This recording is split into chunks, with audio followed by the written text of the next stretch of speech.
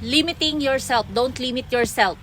Again, dun sa pakikinig ko sa interview ni Dr. James Doty, he mentioned then how he become a neurosurgeon, how he become or be in a medical school.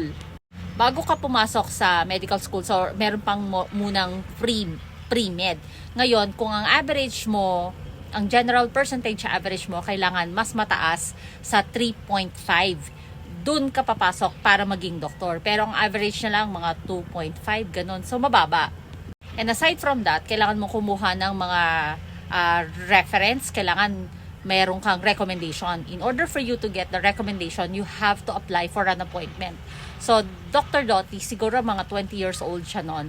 He went to the office and then asked the secretary to give him an appointment to the board members to get a referral. Ang sabi sa kanya nung secretary, no, we're not going to give you an appointment. Tapos sabi niya, why? Sabi nung secretary, because you are wasting our time. Sabi niya parang ang sakit nun, di ba? Parang, teka lang. Sabi niya sa secretary, I'm not going to leave unless you give me an appointment. You can call a security but I'm not going to leave here without any appointment. Which they did. They give her an appointment. So, dumating na yung araw ng appointment. He went into the room. That's a long table sila. There's, I think, 3 people. Correct me if I'm wrong. So, there's 3 people, like board members, and then him at the end of the table. And the guy, like, throw his papers and says, parang tapusin na natin to. Ano ang bigyan mo ko ng dahilan kung bakit kita kailangang i-refer for medical school.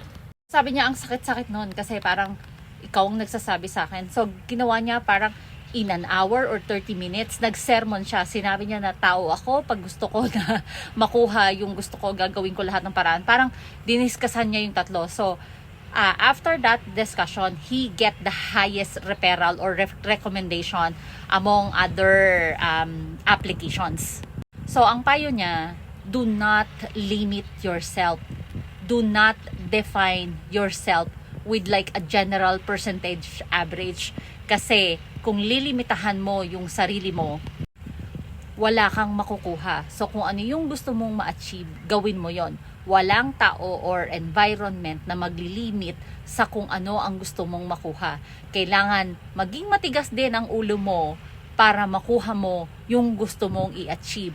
Hindi porke sinabi ng ibang tao na, ay hindi pwede kasi ganito lang yung average mo, or hindi pwede kasi ganito yung qualification mo. Pag gusto mong makuha, maging matigas ang ulo mo because the universe doesn't give a fuck. kung ano yung qualification mo, basta gusto mo, ipilit mo. Yun lang. That is just a gentle reminder na wag mong limitahan kung ano ang gusto mo. Kung ano ang gusto mo, maging matapang ka, umaksyon ka, wag kang umupo lang dyan at walang mangyayari. Huwag kang makinig dun sa mga tao, lalo na sa mga naysayers, lalo na kung may sinisimulan ka, tapos sinabi nila, ay hindi yan, hindi mo mararating yan. Huwag kang maniniwala dun kasi kung naniniwala ka sa sarili mo, kakayanin mo lahat. Yun lang. God bless us everyone.